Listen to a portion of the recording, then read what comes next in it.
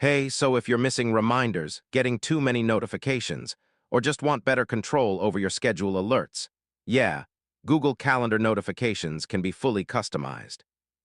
In this guide, I'll show you how to customize Google Calendar notifications step by step. All right, first, open Google Calendar on your browser and click the Settings gear icon.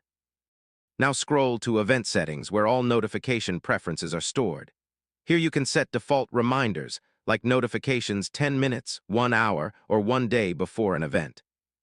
You can also add multiple reminders for the same event, so you don't miss anything important.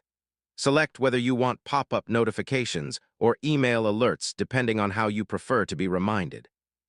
Open any event and customize notifications individually for that specific meeting or task. On your phone, make sure notifications are enabled for the Google Calendar app in your device settings. If you're getting too many alerts, reduce or remove extra reminders to avoid clutter. Now create a test event to make sure your notifications are working correctly. And yeah, that's it. Once set up, Google Calendar notifications will match your workflow perfectly and keep you on time.